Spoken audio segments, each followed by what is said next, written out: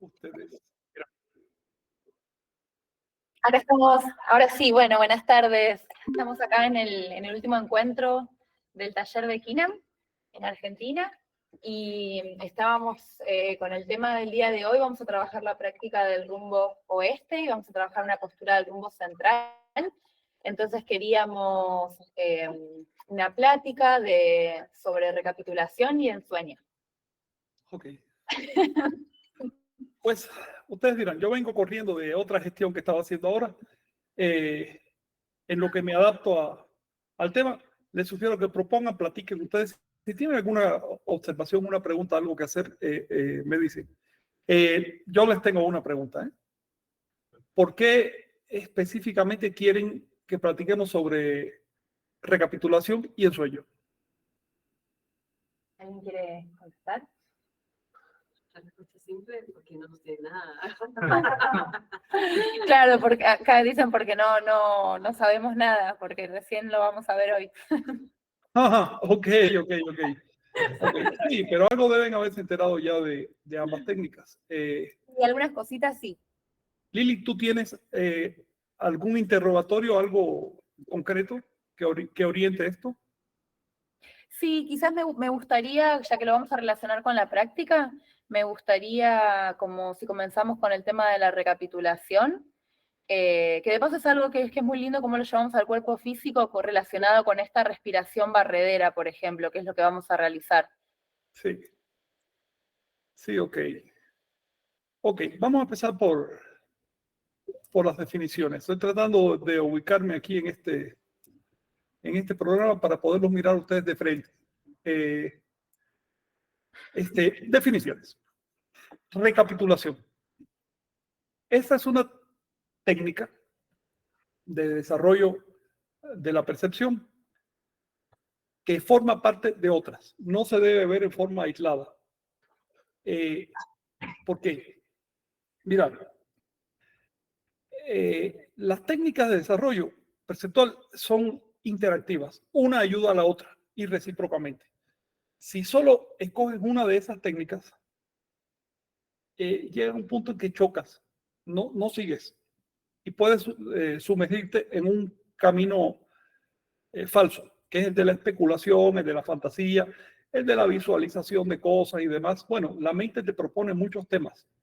Sin embargo, las técnicas de desarrollo de la conciencia se miden por sus efectos prácticos inmediatos.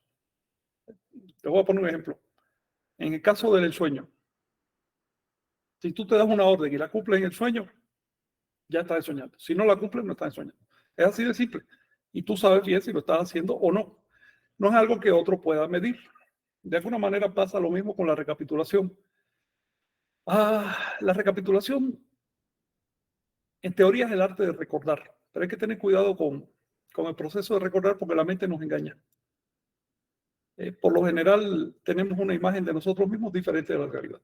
Y tratamos de sostenerla, ya sea inventando cosas que no ocurrieron, torciendo cosas que ocurrieron, omitiendo cosas que ocurrieron, es decir, manipulando nuestro pasado de tal manera que terminamos con un modelo, con una imagen, pero no con la realidad. Recapitular es justamente deshacer esa imagen. Así que el primer tema con la recapitulación es que no se trata simplemente de recordar, se trata de dejar que los recuerdos afloren por sí mismos, no provocarlos mentalmente, evitar las asociaciones automáticas, estar en silencio. Por lo tanto, lo que les decía al principio, se necesita saber meditar un poco. Hace falta un poco de meditación, de tecnología de meditación, porque si no sabes callar la mente ya viene con un programa, con una historia personal. Entonces, ¿qué vamos a recapitular? Esa historia que trae la mente. Esa historia en realidad es para desbaratarla, para destruirla, no funciona, no sirve. Tenemos que salir de imágenes preconcebidas de nosotros mismos para encontrar la realidad.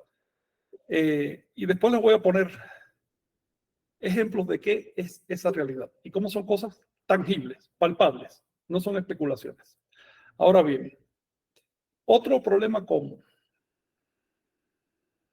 la recapitulación es que si no lo hacemos de manera correcta, terminamos dándole culto a la historia de uno mismo. Y la verdad, la historia personal es una tontería. es algo que no vale la pena. Se va a quedar, va a desaparecer, va a volar. Nuestra historia personal no es lo que hay que cultivar. La recapitulación es un valor en sí, no porque esté la historia personal ahí, sino por el acto de tratar de recapitular. Usamos nuestra historia personal porque es lo que tenemos a mano. Y por supuesto tenemos que limpiarla para poder descubrir el objeto de la recapitulación. A eso voy. Una de las cosas más extrañas de este mundo es que podemos recordar el nombre de perro, la película que vimos, una canción completa. Podemos recordar miles y millones de cosas, pero no recordamos lo más importante que nos pasó en tanto individuos, que es haber nacido. Se los estoy diciendo de manera un poco sugestiva. En realidad mucha gente sí lo recuerda. Algunos de manera natural, porque no perdieron nunca la memoria, y otros porque se pusieron a recapitular. El objeto de la recapitulación es regresar al origen, recapturar el origen. El fenómeno de la concepción, la gestación y el nacimiento se representa simbólicamente, se representaba en el México antiguo como un árbol. Decían los antiguos que hay un árbol que tiene raíces en forma de reptil. Es el dragón de la tierra, es el reptil de la tierra. Y tiene una fronda que es el cielo, está llena de pájaros y demás. Es decir, las causas y las posibilidades, lo que buscamos.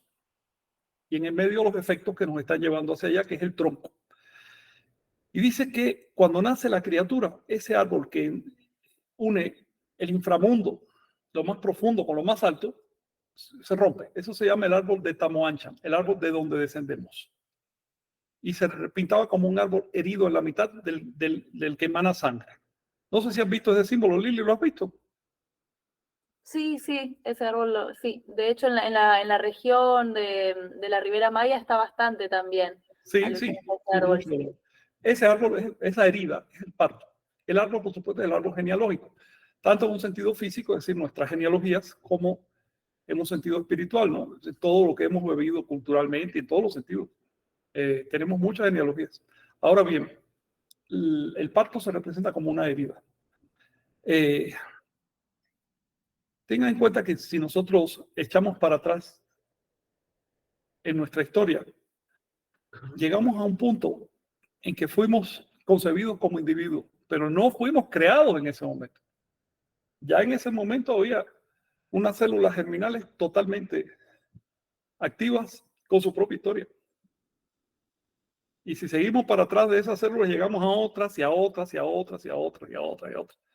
Nuestros más remotos antepasados en este planeta son los primeros microorganismos que existieron. Tenemos un linaje continuo con ellos. No es que hayamos venido a otro lado. Un linaje continuo. Nunca se ha roto con esos primeros.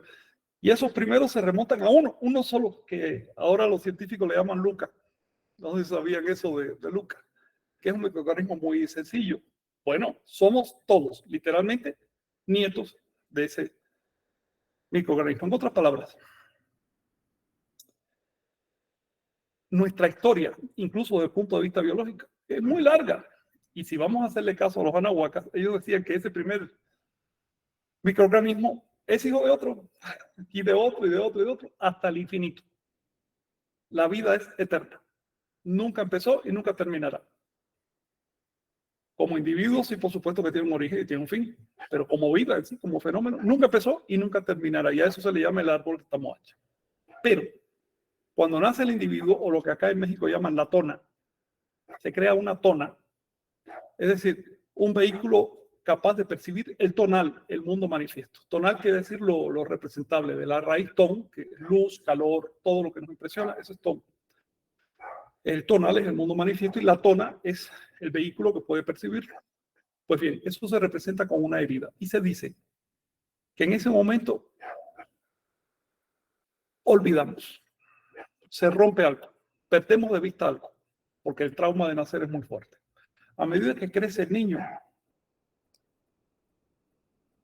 bueno, al principio recuerda muy bien su nacimiento el niño, por supuesto, pero a medida que va creciendo, empieza a sustituir el recuerdo con imágenes, generalmente implantadas. No es casual que a todos los niños, incluyéndonos, desde chiquitos les gustan ciertos temas, ciertos cuentos. Otros temas no les gustan, no les interesan. Pero sí ciertos cuentos. Cuentos que reproducen el tema del héroe, el héroe solar. Es decir, el que viene para hacer algo, el que viene con una misión. Eso es lo que le gusta al niño. Por eso, esos son los temas de las películas infantiles. El tema de la misión. Está reflejando la historia de ese niñito que todavía recuerda eso. Tampoco es casual que cuando el niño llega a 13 años, por ahí 12, 13, 14 años, de pronto pierde interés por eso y empieza a interesarse por otras cosas. Porque el flujo hormonal de la adolescencia es tan fuerte que borra los últimos vestigios de la memoria del origen. A partir de ahí, el niño empieza a ser considerado una persona cuerda y trata de, él mismo se rectifica así para ser cuerdo, para que los demás lo acepten. Y empieza a incorporar los valores cotidianos de la sociedad, desde el punto de vista chamánico, desde el punto de vista nahuálico. Es una pena. Porque con eso perdemos un potencial de desarrollo de conciencia que está implantado en nuestros genes desde la eternidad. Está ahí, y sigue aquí con nosotros. Lo que pasa es que lo vamos encubriendo con capas de preocupaciones, de ocupaciones que no vienen al caso, de cosas implantadas por la sociedad para que sirvan a los propósitos de la sociedad, de dudas, de frustraciones, etc. Y llega el momento que no estamos viviendo para nosotros mismos. ¿Quiénes somos nosotros mismos? Nosotros somos el proyecto que nos trajo, nosotros somos nuestro origen. Si nos estafan el origen, nos estafan la totalidad de nosotros, solo queda una apariencia, haciendo unas pantomimas para cubrir, para quedar bien con la sociedad. ¿Cómo sabemos eso? Porque esa persona reducida a una pantomima no se quiere morir y a la hora de enfrentar la muerte está atormentada. ¿Por qué no ha vivido? Porque no entendió su propósito. Por eso, antes de llegar a ese momento final, el chamanismo propone recapitular, adentrarnos, volver al origen. Les repito la idea inicial. Podemos recordar un montón de banalidades, pero no recordamos el acto más impactante de nuestra existencia individual, que es el haber nacido. ¿Cómo podemos recuperar ese acto? Bueno, son varias etapas. La primera es recobrar la energía que dejamos invertida en todo tipo de enredos, pero sobre todo a partir de la adolescencia y la primera parte de la adultez, la persona se suele enredar en todo tipo de cosas que desgastan sus emociones. Hace todo tipo de promesas, se ata a todo tipo de cosas, deja su energía en manos de los demás y carga energía ajena, pero en cantidad, y empieza a hacer una vida que le parece propia, pero en realidad es una mezcla de cosas. Vamos a poner un ejemplo en el campo de las ideas, digamos. Si tú revisas a una persona normal, las ideas que tiene sobre el mundo, vas a ver que 90% de esas ideas fueron leídas, implantadas, se las dijo un cura, se las dijo otro, no son ideas propias, no derivan de la experiencia propia. Y por supuesto que esas herencias, esos implantes cobran un impuesto en energía. ¿Energía qué cosa? Energía no es un fluido místico, energía es simplemente capacidad de acción, capacidad de hacer cosas. Ahí tú tienes un niño que tiene tanta capacidad de hacer cosas que si no hay nada que hacer, se pone a dar saltos. Así, se pone a dar saltos. Y tienes un adulto que tiene que pensarlo 10 veces para hacer cosas extremadamente necesarias. Bueno, pues hay una diferencia. Y esa diferencia no solo la edad y el cansancio y demás, sino la energía que se ha ido quedando en todo tipo de situaciones. Sobre todo preocupaciones, compromisos y rutinas. Una de las cosas que más desgasta la energía son las rutinas. Le voy a poner un ejemplo de rutina clásica. Un niño chiquito, no cree en nada. Su mente es fresca. Siempre, cada vez que piensa algo, es nuevo. Y por eso está encantado de pensar y de descubrir cosas. Pero ahí tienes un adulto normal que tiene una cantidad de creencias como un saco, la va cargando. ¿Y cómo se mantienen esas creencias? Todos los días piensa lo mismo, en el mismo orden, con las mismas palabras. Y lo peor, piensa que esas creencias son la verdad. Un montón de gente en la Tierra está convencida de que sus ideas sobre el mundo, que no son ni suyas, implantadas, son la verdad. Sustituyeron el concepto original, el concepto que un niño conoce. La verdad es la experiencia, por un concepto totalmente espurio, La verdad es que repita cierta cantidad de palabras en cierto orden. Y por eso esta persona muere frustrada, porque otro vivió su energía, otro se quedó con su energía. Entonces la recapitulación es el momento de volver. Les puse el ejemplo de las creencias, pero pasa, por ejemplo, con los sentimientos. Es muy común enamorarse, frustrarse, volverse a enamorar, volverse a frustrar. Yo hice, hace mucho tiempo, hice un inventario de momentos en que me enamoraba de alguien o me frustraba con alguien y demás, y descubrí que era cíclico, no era libre, era cada tantos días, cada tantos meses pasa tal cosa. Me dijo, esto no soy yo, aquí hay otra cosa funcionando a través de mí, y yo simplemente soy un monigote que sigue ese tipo de ciclo. Si lo vemos, incluso en el campo sentimental, por ejemplo, es muy común que uno se adapte a situaciones que lo desgastan emocionalmente, pero que ya son parte del metabolismo cotidiano y no se puede salir de ahí. Y te sigue desgastando y no se puede salir de ahí. En el campo físico, una de las cosas que más desgasta la vida son las adicciones físicas. Eso, ni siquiera hay que hablar de eso. Todos sabemos que el atarse a una sustancia o algo así, pues cuesta mucho. ¿Cómo recuperar el estado prístino? Recapitulando el momento en que cedimos a esa atadura, el momento en que nos engañaron, que nos metieron una idea errónea, en el momento en que cedimos nuestra toma de decisión en favor de otro. Claro que es muy cómodo no decidir, sino que lo decida otro por uno, ¿no? Pero todo eso se paga. Así que la recapitulación es la búsqueda del origen, pasando primero por retomar esa energía que dejamos desperdigada. Y una vez que uno tenga un cierto estado energético, eso lo nota uno en una cierta disposición para hacer las cosas, emprender un ejercicio un poco más complejo que es recuperar el momento natal. ¿Alguna cuestión sobre esto? Ay, yo sí tengo, perdón, una pregunta que quizás no tiene mucho que ver, pero escuché hablar, pero bueno, si no, nunca lo experimenté. Pero hay mucha gente que relaciona esto del entierro del guerrero para recapitular y Sí. hasta recordar el nacimiento. Sí. ¿Es Sí. eso entonces? Justamente les quería mencionar el detalle que la recapitulación dentro de las prácticas de Kinnan se asocia al rumbo del oeste, porque uno está acostado. No es casual, por ejemplo, que los psicoanalistas suelen acostar al paciente, lo reclinan por lo menos, que baje un poco la cabeza y demás. Esa postura ayuda a liberar, ayuda a que uno entre a las capas del subconsciente. Y de una forma más gráfica, y si quieres un poco más folclórica, bueno, enterrarse ya, está simbólicamente cubierto por la tierra. Sí. Si van a hacer esa práctica, les sugiero que tengan cuidado, una tierra seca, un lugar limpio, que no haya parásitos ni nada, porque tampoco se vale dañar el organismo.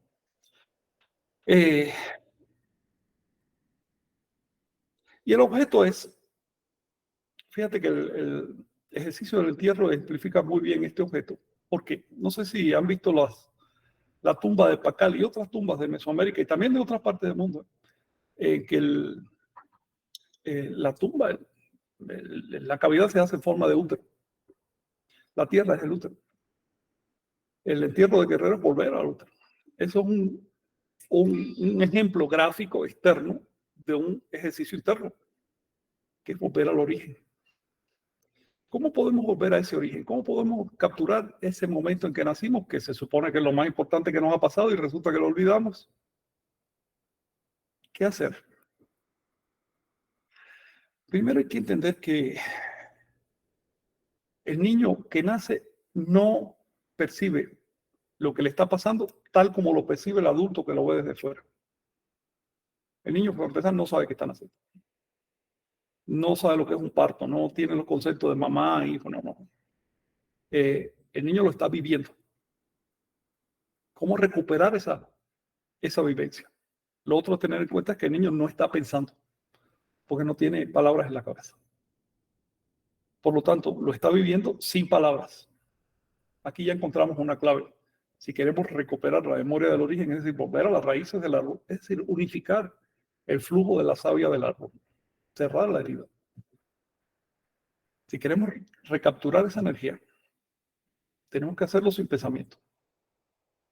Es decir, nos proponemos la tarea Si quieren verbalmente, hasta en voz alta, si quieren. Pero en el momento de hacerlo, parar los pensamientos, cortar los pensamientos. Ya el comando que nos dimos, la evocación, va a funcionar. Si callamos los pensamientos, vamos a descubrir lo que descubrió ese niño que nació hace tantos años. Y entonces vamos a recordar el nacimiento. De eso se trata. ¿Alguna cuestión? ¿Tienes una pregunta? ¿Tuviste un nacimiento traumático? Ah, acá. O sea, además de lo traumático que es. Acércate si quieres, así se puede escuchar bien. Una pregunta.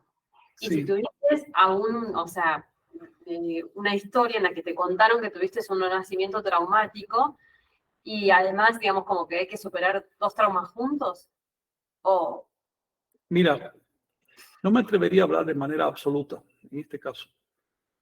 Pero, de hecho, la historia del nacimiento es una parte importante del simbolismo anahuaca. Por supuesto, no cualquier nacimiento es el nacimiento del profeta. Entonces se describe, hay muchos textos que hablan de cómo nació y es un parto traumático. En realidad, esto es una hipérbole. Se está diciendo que Seaca Topilsin estuvo 4 días para venir. Hay un libro de más de 100 páginas maya que se dedica a describir cada detalle de cómo nació. Fue una cosa dantesca. Y al mismo tiempo va describiendo la lucha entre ese niñito y los poderes que querían matarlo. Los problemas que tenía su mamá que no podía parir, etc. Bueno, y con eso está, digamos, reflejando o representando la lucha cósmica entre el bien y el mal, entre la energía y la inercia, ese tipo de cosas.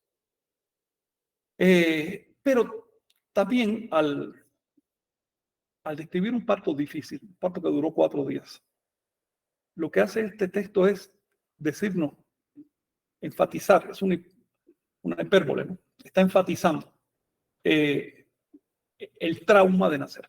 El trauma de nacer es tal que hiere el árbol. Yo no creo que las dificultades del parto le añadan mucho a ese trauma, porque ya de por sí el trauma es fundamental. Por eso los antiguos solían traer a los niños adentro un temazcal de un baño de vapor, que era un útero de tierra, se hacía de tierra. Y el niño estaba ahí adentro 4 días antes de salir a la luz. Solo veía la luz por la puerta del temazcal y se daba cuenta que era un mundo de afuera, pero también tenía una unidad de transición entre el vientre de la madre y el mundo externo.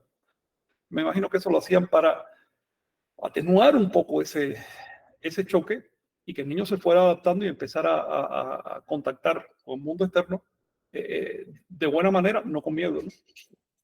Ahora bien, ¿qué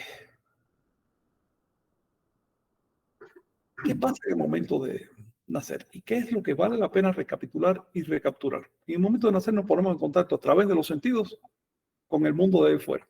El niño no lo ve como un mundo, tampoco ve objetos, no tiene esas imágenes en la cabeza, no tiene conceptos, no tiene sentido de la utilidad de las cosas.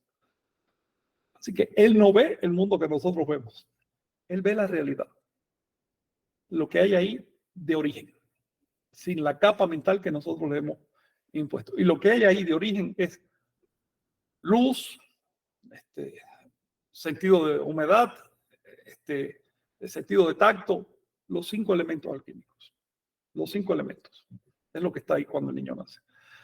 El tema de los 5 elementos presentes en todas las cosmologías de la Tierra no es más que el resultado del acto natal de todos los seres que conforman esas cosmologías. Y por eso ese tema es tan profundo y no se acaba y sigue y sigue y sigue persistiendo mientras sigan naciendo. Por lo menos entre los mamíferos es así. Ahora bien, lo que vamos a buscar a través de la recapitulación es darnos cuenta que estamos viendo, que estamos oyendo, que nos llega el aire, que estamos tocando algo con el cuerpo, darnos cuenta de la revelación sensorial. En este momento, la realidad se nos está revelando a través de los sentidos.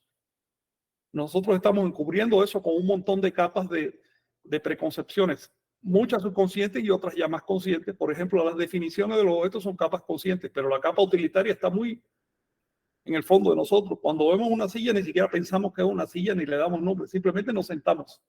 Eso ya está implantado en nosotros. Pero el gato que pasa por debajo de la silla la ve de una manera muy diferente. El gato que pasa por ahí abajo puede que no tenga palabras para la silla, pero seguro que tiene un montón de palabras para cosas que nosotros ni sospechamos. Cuando digo palabras, hablo metafóricamente. Es decir, sabe conceptuar temas que a nosotros no nos interesan, porque no es nuestra utilidad. La capa de la utilidad está muy por debajo de la capa de las definiciones conscientes, y todo eso hay que explorarlo. El ejercicio de la recapitulación es echar luz, arrojar luz en el ámbito del inconsciente. Para eso la mejor manera es ponernos en la postura que queramos. Se recomienda estar erguido, ¿ok? Pero también puede ser acostado siempre que no tengamos sueño o semi-reclinados. La postura que queramos. Callar la mente y ver qué pasa por ahí. Si pasa un pensamiento, lo seguimos, pero levemente por detrás de él, no imponiéndose. Porque si nos ponemos en el medio, se desvía y va a donde nos dirige a otro lado. No, ver hacia dónde agarra. Pasa a otro. Ese es el método, digamos, de atestiguar levemente el mundo, lo que está pasando. Ya después que nos adaptamos a seguir los pensamientos sin hacer demasiada presencia, podemos ponernos categorías de recuerdos. Digamos, las casas donde viví, las escuelas donde estudié, las personas que me han impresionado en la vida, ese tipo de cosas, ¿no? Seguirlos. Es muy importante recapitular, no ir con el propósito de juzgar nada, ni de recriminarse por nada, ni de alegrarse por nada, ningún propósito emocional. Sobre todo, cero juicios. Frente al absoluto, frente a la totalidad, frente al infinito. No somos nada. Nuestros incidentes no valen absolutamente nada. Por lo tanto, tampoco hay que pensar que son grandes cosas. Simplemente son cosas que pasan y ya. Y hay que dejarlas ir. Pero si no estamos conscientes de que pasaron, esas cosas pueden fermentar en nuestro interior. Así que no es, voy a recriminarme por los pecados ni a comprometerme, no seguir pecando. No, nada de eso. Es observar. Si nos ponemos linajes o categorías de incidentes, entonces se va dirigiendo la recapitulación para ir explorando diversas áreas nuestras. No es necesario llegar muy lejos. Lo que importa ahí es el intento. Una de las tareas más complejas y al mismo tiempo fáciles es recapitular los sueños. Es complejo porque el solo acto de proponernos eso ya nos intimida un poco. Pensamos que... Frank, perdón, se nos desconectó por un instante, te perdimos ahí un minutito. Sí, dime, ¿por dónde te quedaste? Nos quedamos...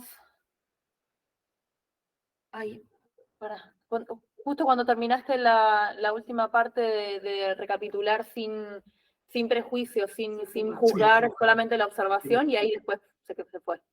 Sí, les decía que hay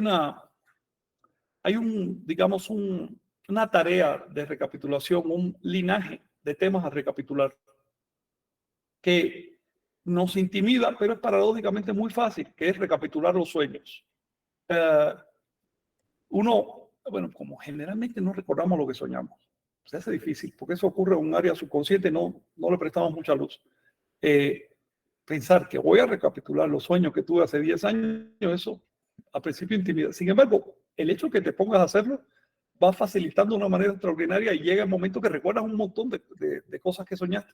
Vas a recordar unas ciertas repeticiones en tus sueños y vas a ver que es tu subconsciente mandándote señales de temas que hay que trabajar. Así que son dos grandes áreas de recapitulación, las cosas ocurridas en la vigilia y las cosas ocurridas en el sueño. El propósito es finalmente llegar a unificarlas, es decir, darnos cuenta que valen igual, que lo que importa para el ser perceptual, para el perceptor, es el acto de percibir, no es lo percibido. Es decir, si yo lo clasifico como parte del sueño, parte de la vigilia, eso es lo de menos. Me impresionó igual. Es más, puede que haya temas de sueño que te hayan impresionado más que temas de la vigilia. Porque lo que soñamos suele no pasar por las aduanas de la crítica consciente. Y entonces nos cuela. Digamos, en la vigilia puede que tú observes un anuncio callejero en la televisión y seas capaz de decir, no, ¿sabes qué? Esto es un cuento, esto no lo voy a comprar porque esto no es así. Pero si lo sientes en el sueño y después lo olvidas, es posible que se te imprima tanto que quieras cumplir con ese sueño. Luego, Hay un punto que uno se da cuenta que las palabras realidad y fantasía no se aplican a la vigilia del sueño, se aplican a aplicar atención o no prestar atención. Es decir, la realidad la empezamos a identificar con el acto de atender, no con el acto de estar en la vigilia. Y la fantasía con el acto de no atender y no con el acto de estar soñando. Porque al perceptor le impresionan por igual todas las cosas. No hace esa clasificación que hace la mente. Esa clasificación es a posterior. Un niño cuando nace no sabe distinguir entre si está despierto o dormido, pero sí sabe si está percibiendo cosas o no. Eso sí lo tiene muy claro. Tenemos que volver a ese punto, a recuperar esa capacidad y limpiarla. La capacidad de percibir, así decir, percibir sin juzgar. Eso tiene su fruto. Y si tú te das cuenta ya del ejercicio de la recapitulación, hemos caído en el ejercicio del ensueño. ¿Alguna cuestión? Yo tengo una pregunta. Dale. Tengo una pregunta. Vos decías que el origen es infinito, entonces la recapitulación también es, o sea, hay infinitas formas de recapitular siempre. Por Bueno, ejemplo, mis sí. casas, mis parejas, trabajos, economía, ciclos, fechas, y puedo seguir así toda mi vida. No, espérate. ¿No? Les hablé en términos abstractos. La vida tiene un origen infinito. Por usar la palabra infinito de origen. Bueno, el individuo no. El individuo es un paréntesis muy bien definido. Una cosa es la vida y otra el individuo. Nosotros somos, además de seres vivos, somos individuos. Sí, todos los ejercicios nahuálicos, sobre todo la recapitulación, tienen que ver con el individuo, tiene que ver con lo que nos limita, con lo que nos da forma. Okay. No con lo abstracto, sino con aquello que nos restringe. Justamente lo que estamos es tratando de explorar esas fronteras que nos limitan para descubrir que antes de que existieran esas fronteras había otra cosa. Perfecto. Ahora, ¿qué pasa? A primera imagen tú puedes decir, bueno, voy para atrás, llego al origen de mi individualidad y después me meto en una vida anterior. No. Cuando llegamos a ese origen, se rompe el tiempo. Cuando hablamos de infinito, ya no estamos hablando de algo que se ubica con respecto a nosotros en el tiempo. Estamos hablando de algo que está para todos lados a la vez, para adelante, para atrás. Es el árbol del origen. El árbol del origen lo abarca todo. No puede decir que las raíces fueron primero y la fronda fue después. No, todo a la vez, todo está ocurriendo. Nosotros estamos en una determinada sección del tiempo mientras somos individuos, pero se rompe la individualidad y ya no estamos en cierta sección del tiempo, ya estamos en todo el tiempo. Por lo tanto, el ejercicio de la recapitulación no es el ejercicio de recordar otras vidas ni nada de eso. Ni siquiera es imprescindible recordar exhaustivamente nuestra propia vida individual, porque por mucho que lo intentemos no lo vamos a lograr. La mayor parte de las cosas que pasaron ahí están en el subconsciente y son banalidades, no tienen sentido. Incluso si nos dieran la posibilidad de recordar toda nuestra vida, requeriríamos un tiempo equivalente a todo lo que hemos vivido para poderlo recordar todo. Ese no es el sentido del ejercicio. El sentido del ejercicio es descubrir dónde se nos está fugando la energía, dónde nos implantaron cosas, dónde hicimos compromisos que no tenían sentido, compromisos adolescentes. Por ejemplo, donde nos convencimos de que tal idea era la verdad y ahora después de 40 años tengo que seguir diciendo que tal idea es la verdad, aunque vea que no es cierto o que se deshace. Pues si no me voy a sentir mal conmigo mismo. Entonces, ese tipo de fidelidades implantadas es una tontería. La sociedad suele atarnos con eso. Luego, el ejercicio de recapitular es el de sellar nuestros salideros energéticos. Imagínate una tubería con huequitos, sellarlos. Solo eso. No tienes que trabajar allí donde no hay un salidero, porque ahí está bien, no hay problema. Por eso les digo que al principio lo importante es observar lo que sale, porque esos chispazos de memoria que vienen cuando uno está en un estado de silencio mental son avisos de que ahí es donde hay que trabajar. Bueno, si te sobra energía y te sobra tiempo y quieres hacer una recapitulación más exhaustiva, adelante, ¿no? Pero digamos que en el camino a tu meta hay millones de cosas. Puedes ir explorando cada piedrita, cada hormiguita, cada hierbita que nace ahí, o puedes ir directo a la meta. En ese caso vas a decir, aquella piedra es la que me molesta, tengo que saltar aquel barranco. ¿Ves? Te vas a fijar en lo que hace falta. Hay que tomar estos ejercicios chamánicos con un granito de sal, como decía Castaneda. Es decir, aplicarse seriamente, pero no obsesivamente. Pasa, por ejemplo, con la meditación. Meditar es una herramienta. No es que te pase todo el día que he estado en meditación, no. La idea es que trabajes, que cumplas con tu vida, que tengas una vida social satisfactoria, que sirvas para algo. Y para eso medita un poco, tengo una vida bastante meditativa, pero no, no hay que convertirse en una caricatura de monje meditante. Lo que se busca con las técnicas anabólicas no es evadirse del mundo a través de esas técnicas, sino conocerlas para incorporarlas al mundo y vivir una vida bien vivida, ¿no? ¿Alguna cuestión sobre esto? A ver si me dejan descansar. Sí, Gustavo, ¿qué es? Sí, quería preguntar. A mí me parece, a modo de reflexión, me gustaría si vos podés abordar el tema, si esta conexión entre lo que es la recapitulación y el ensueño, ¿sí? Y cómo está el individuo o el ego. ¿El individuo o el ego? El ego, el yo, la Sí. personalidad, digamos, Sí. que uno empieza a recapitular y creo que también uno se va modificando. Sí. Y me Sí. parece que ahí hay un tema que a mí me parece interesante, no tengo muy en claro cómo opera, pero me parece que el entrar al ensueño, desde qué lugar y en qué momento, Sí. de mi ego tal vez, ¿no? O de mi yo, o de Sí, sí. ¿no? Sí, claro. A ver, lo que está tocando es un tema medular en este asunto. Sí, Mira, la mente nos engaña, nos juega cabeza a la mente.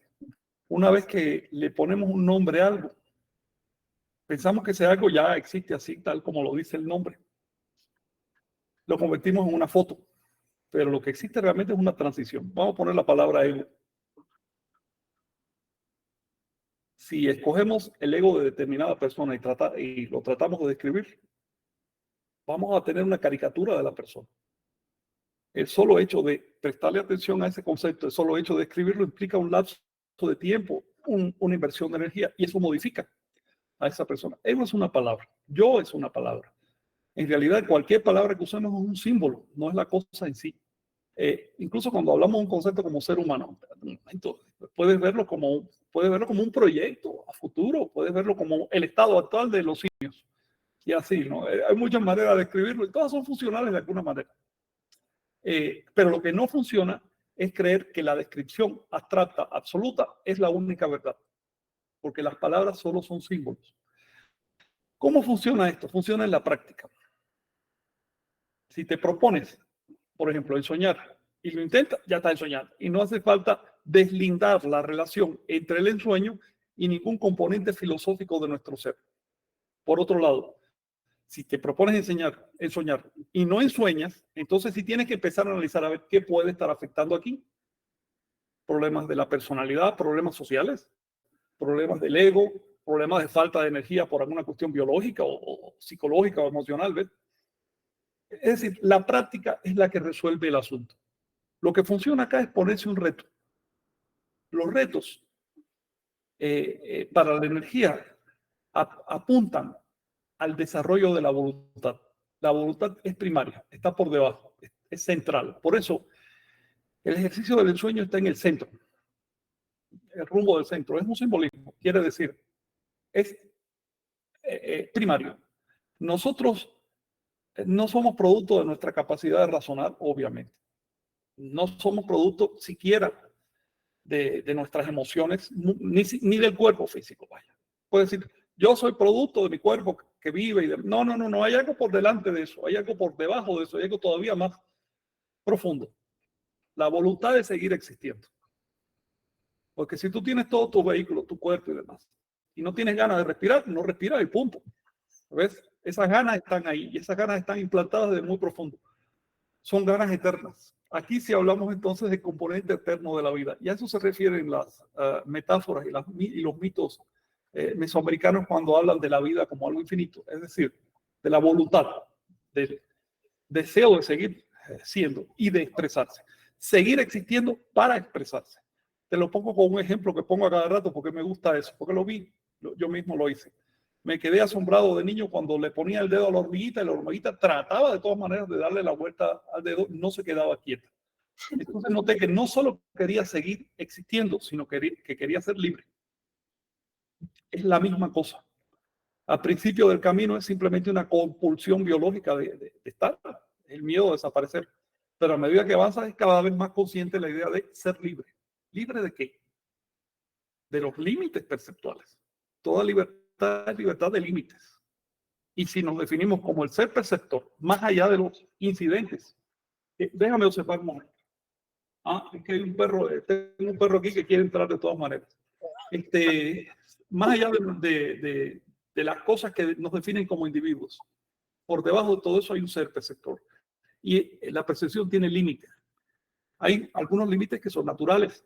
Por ejemplo, ahorita mismo yo no puedo ver lo que hay detrás de mi cabeza físicamente, porque la evolución no me puso ojos por detrás como se los puso una araña, por ejemplo. ¿Ves? Así que esos límites. Pero hay otros límites que son artificiales, que son imposiciones de la sociedad que no aportan nada, que al contrario nos restan. Te voy a poner, por ejemplo, cosas relativas a la moralidad. A ver, hay cosas que funcionan en una época, en otra no, o en una zona, en otra no. A ver, aquí en Occidente hay gente encarcelada por bigamia. En Oriente, eso no tiene ningún problema. Se puede llamar moral a cualquiera de esas dos actitudes, eso son costumbres. Vamos a desligar los términos de los malos usos, o por ejemplo, cosas relativas a dónde debo invertir mi vida. Generalmente a los adolescentes se les va conduciendo a que inviertan la vida en una cosa ahorita, en una cosa que llama éxito, que básicamente se refiere a trabajar para otro y ganar bastante dinero.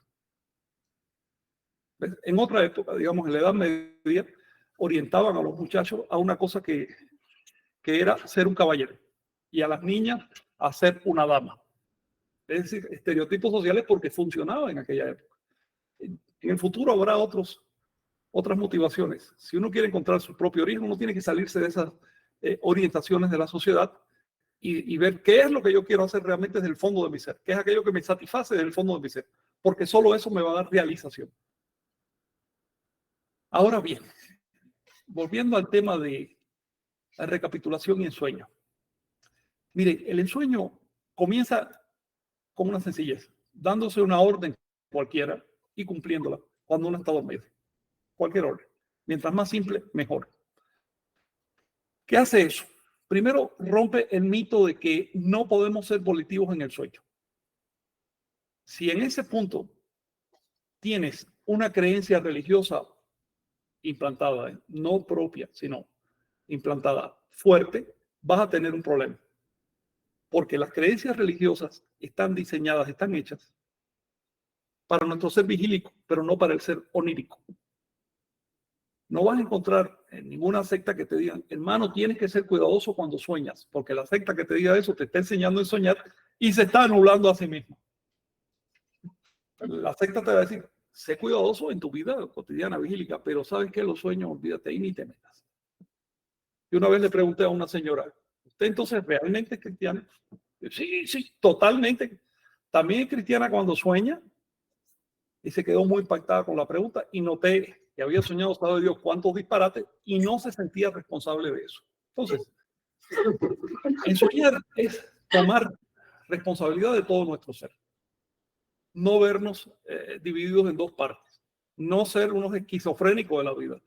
Es decir, integrarnos en la manera, de la mejor manera posible. Esto de que no, si me emborracho ya yo no tengo la culpa, es el estilo de México, ya si te emborrachas, lo que sea. Mentira, eso no es cierto. Eso no es así, eso te lo dijeron y a ti te conviene, pero no es así. ¿Ves? O por ejemplo, el estilo cristiano. De día soy muy puro, muy santo y todo, pero la noche ya tú sabes lo que el sueño es. Y por la mañana, por supuesto que no puedo recordar eso, porque si lo recordara sentiría vergüenza. Pero ocurrió en un sueño, no hay ningún problema. Es decir, anti-ensueño, en otras palabras. No educación de una octava parte, por hablar desde fuera, de una octava parte de mi tiempo de vida. No educación. Ibas a decir algo, no puedo leer las letras, pero tú me dices, ¿quién quiere hablar? ¿Quieren hacer una pregunta? No, sí, de acá, no. Debe ser alguno de la gente que está conectada online que quiso... Ya, sí, es que no distingo aquí quién quiere hablar, pero si alguien quiere interrumpir, adelante. A mí me gustó mucho la conexión que hiciste ahí con la recapitulación y el ensueño, de justamente utilizar la recapitulación para detectar esas rutinas que nos quitan la energía que luego vamos a necesitar para ensoñar. Que eso también es lo que queremos trabajar con la práctica, como identificar qué es eso que recapitulamos para poder tener más energía disponible para lo que requiere el ensueño. Sí, también un objetivo, les dije, de la recapitulación es recapitular los sueños.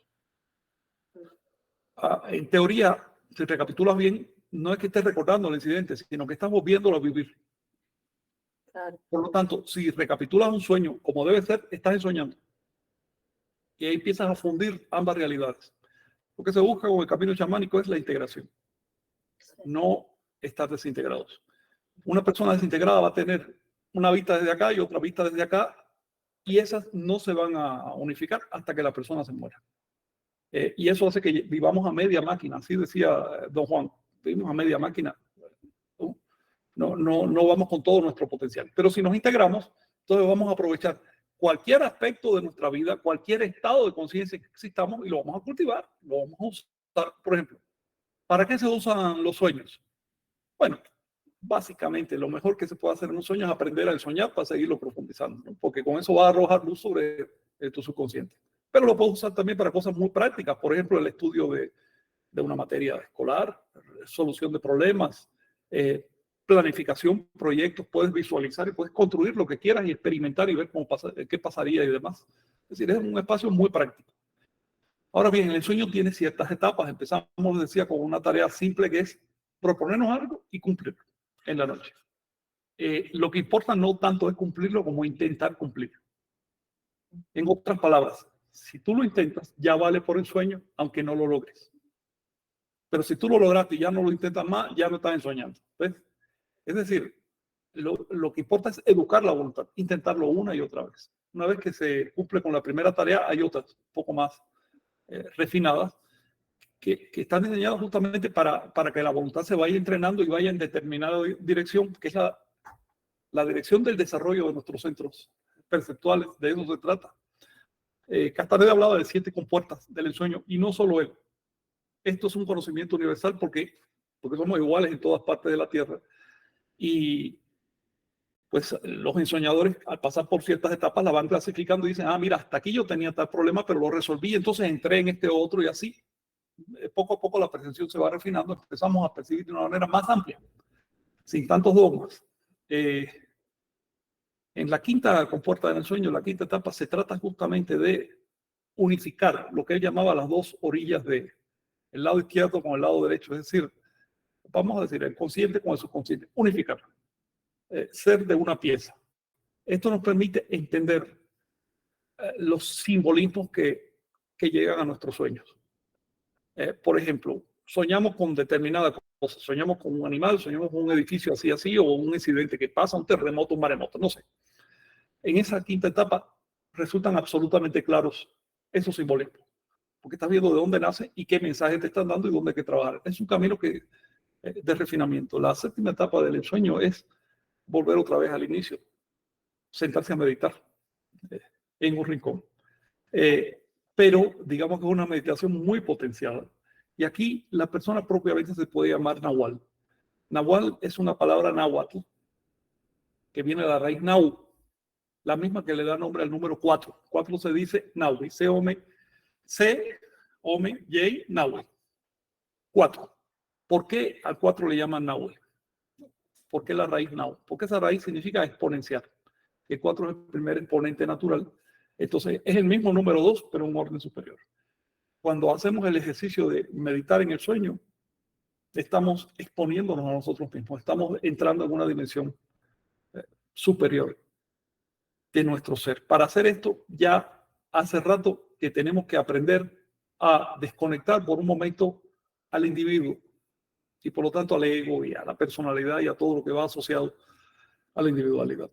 Porque el individuo no puede hacer esto. Esto es la energía reconociéndose a sí misma. Les escucho.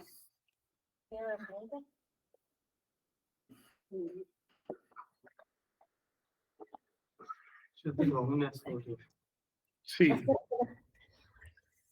Sobre la recapitulación, algunas personas cuentan que cuando antes de morir tienen como estadios de su vida o no, una mirada de distintos momentos de su vida y como que los trascienden o los atraviesan.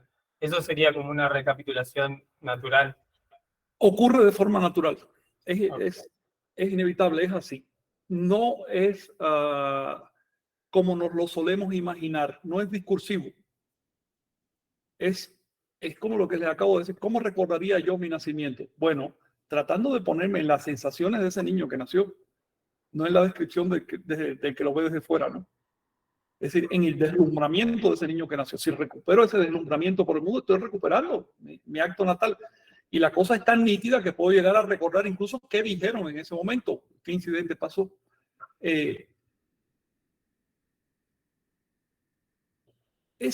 Les decía, es el asunto de hacer silencio. Por eso todas estas técnicas están integradas. Tenemos que aprender a callar la mente y esa es la base. Si la mente tiene algún ruido, no se desarrollan las técnicas nahuálicas. Lo primero entonces es meditar. Ahora bien, yo estoy especulando porque no me ha pasado, pero ¿qué puede hacer que una persona en el momento que siente o percibe que se va a morir, recapitule? Recapitule de esa manera vivencial. No todo lo que le pasó, sino todo aquello que marcó su energía. Yo me imagino que es el intento de irse libre para el otro lado. También me imagino que sale mucho más rentable aprender a hacerlo en vida que tener que esperar al último minuto, porque en el último minuto muchas cosas se suman. Estoy especulando. La verdad no he encontrado a nadie que haya muerto y regresado para que me diga puntualmente cómo pasa todo este asunto, ¿no? Pero sí les puedo decir que todas las técnicas nahuálicas son prepararse para lo que desde el lado de acá, del lado del tonal, se llama muerte. Pero desde el lado del nahual resulta que no es eso, es otra cosa. Es una palabra tosca para describir un estado de transformación. Un estado de transformación. Eso sí, cuando morimos hay algo que muere, pero no hay que esperar tan lejos. Cada día hay algo que muere en nosotros y hay algo que renace. En este momento que estamos hablando, está muriendo un tercio de la célula y está renaciendo un tercio de la célula. Constantemente pasa. Si nos damos cuenta de que la transformación es algo natural, lo aceptamos. No lo paliamos o lo mistificamos con imágenes religiosas de supervivencia ni nada de eso. No, lo aceptamos, primero. Y segundo, lo conducimos hacia donde nosotros queremos, que es el acrecentamiento del acto perceptual. El resultado de eso se llama realización, que es un estado de satisfacción con lo más profundo de uno mismo. Puede que no sea, que no estés contento, puede que estés disgustado, enfermo, lo que sea, pero satisfecho con lo más profundo de uno mismo, porque uno sabe para qué vino, uno sabe lo que está haciendo, uno sabe dónde quiere ir y uno confía plenamente en el poder de la energía. De eso se trata la realización, de tener confianza en la energía. ¿Alguna cuestión?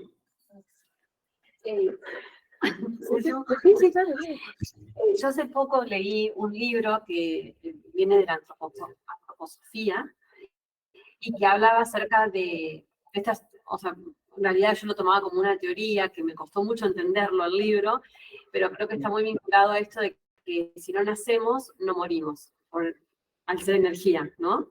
Claro. O sea, como trataba de explicarlo desde, no sé, desde un lado sutil, algo que a veces, o sea, uno, digamos, la muerte es algo doloroso, algo que uno que te enfrentas a una realidad es para el que queda, pero no entiende la sutilidad del evento que sucedió. Claro.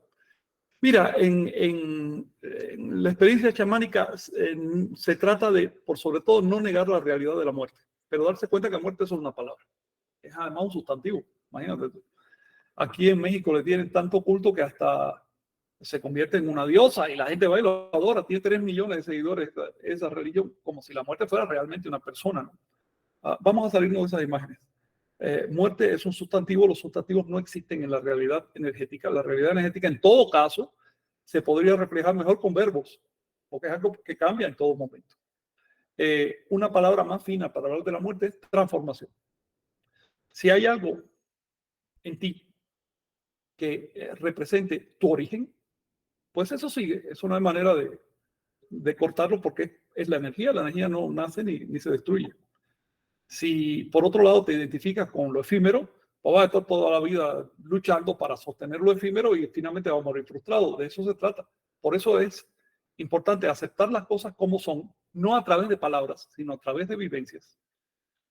Y empezar a explorar esas realidades. Lo que descubre uno es un potencial de transformación tan enorme. Nos damos cuenta que al hacer las prácticas chamánicas, nos damos cuenta que nuestra especie es todavía un animal primitivo, hombre.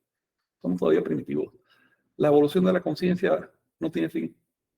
Yo no sé si habrá otros seres que nos excedan o no, pero estoy seguro de que hay seres que nos pueden exceder. Esos son hechos. Podemos excedernos a nosotros mismos. Estamos apenas empezando. Todavía tropezamos con las palabras. Para comunicarnos necesitamos palabras. Tú quieres algo más primitivo que eso.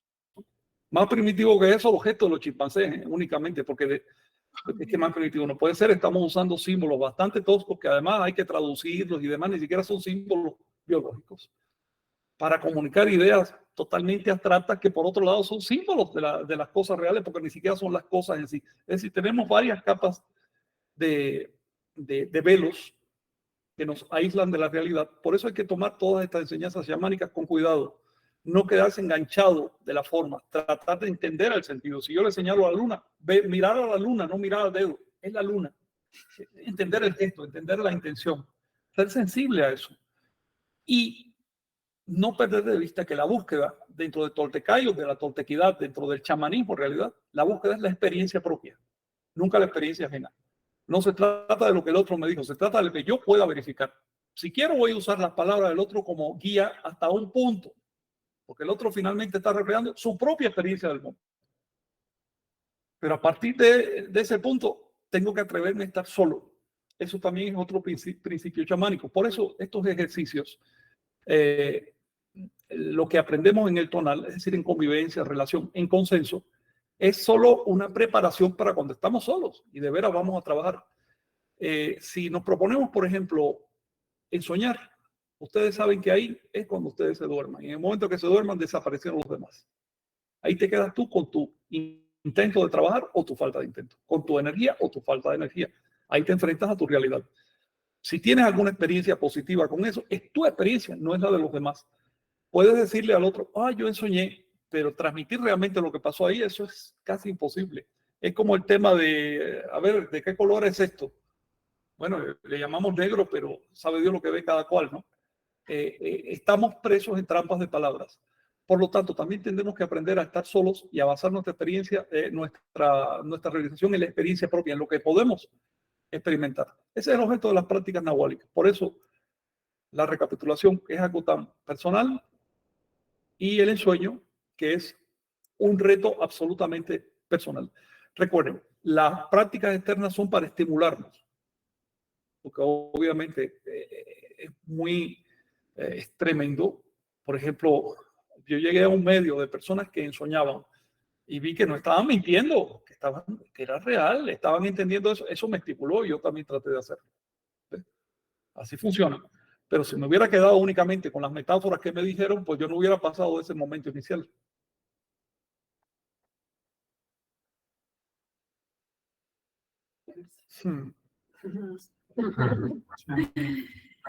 Muchas gracias, Frank. Sí, eso es lo que más nos gusta acá de la toltequidad, que todo el tiempo se está recordando esto de la experiencia propia y que no sea tomar justamente un dogma o un paradigma nuevo que no es conocido para seguir imponiéndonos más cosas, sino al contrario, que nos ayude a ser más libres, a tener justamente más capacidad de percibir y que también esa capacidad de percepción pase por nuestra propia experiencia. Es eso lo que más rescatamos de todas estas prácticas y bueno, de esa manera también lo queremos transmitir. Claro. Oye, ya que estamos en estos dos temas, les sugiero a modo de conclusión una práctica, no sé si tú les mencionaste a los compañeros, una práctica muy sencilla. Cada noche cuando te vayas a acostar, intenta recordar, por aunque sea por medio minuto, lo que hiciste en el día, en el orden en que pasó, para que tengas una idea clara de tu día a día. Y cada mañana cuando despiertes, dedica unos segundos a tratar de recordar lo que soñaste. Ese intento de recapitular en la práctica, la vigilia, el sueño, después de un tiempo se va solidificando, se convierte en una costumbre ya y es de las buenas costumbres. Y también cada noche, si quieren ensoñar, planteense, escojan un ejercicio En mi caso, les digo, escogí el ejercicio de verme las manos. Yo cada noche me digo, bueno, voy a tratar de verme las manos esta noche, cuando sueñe, ¿no? Voy a tratar de verme. El ejercicio que escojan, inténtelo cada noche. Si es necesario, lo dicen audiblemente, o por lo menos se lo dicen con toda claridad en la mente, para impresionar al subconsciente. Y si lo dicen todos los días, va a ocurrir en algún momento. En el momento que ocurra, ya se fija la capacidad y sigue ocurriendo ya cada vez con más frecuencia. ¿Ok? Sí, muchas gracias. Gracias a ustedes. Gracias por la oportunidad y el interés. Estoy a su disposición. Sí, dime. Ay, perdón, que quedó una última preguntita acá. Sí, adelante, claro. No sé si tiene que ver con el sueño. La energía que vos hablas de transformación, ¿no puede ser que sea creada o sea finita? ¿Cómo? La energía que vos estabas hablando antes de que es transformación, o sea, se transforma. ¿No puede ser creada o puede ser finita también? Mira, energía es otra palabra de esas complicadas, es un sustantivo, no es una palabra que se describa a sí mismo, es solo una imagen que nos hacemos de algo. El mejor modo de entender la energía es como potencial de trabajo, potencial de acción. En tanto individuo, nuestro potencial no es infinito, es muy limitado y por eso justamente estamos practicando estas técnicas. Pero como núcleo de vida, como núcleo consciente, porque vida es conciencia, hasta donde sabemos eso no tiene límite. Entonces, por supuesto, nos vamos a sentir mejor si estamos más cerca de una fuente inagotable que si estamos restringidos. Acuérdate del ejemplo de la hormiguita. La hormiguita no lo piensa dos veces, ella trata de escaparse, pero si fuera una hormiguita sabia, inteligente, con un montón de creencias religiosas en la cabeza, diría, no, ¿sabes qué? Yo mejor me quedo aquí porque esta es la providencia la que me puso esta barrera y espero que la providencia sea buena conmigo. Hay que salir de todas esas ideas, simplemente actuar de manera espontánea. Si te gustan los límites, excelente.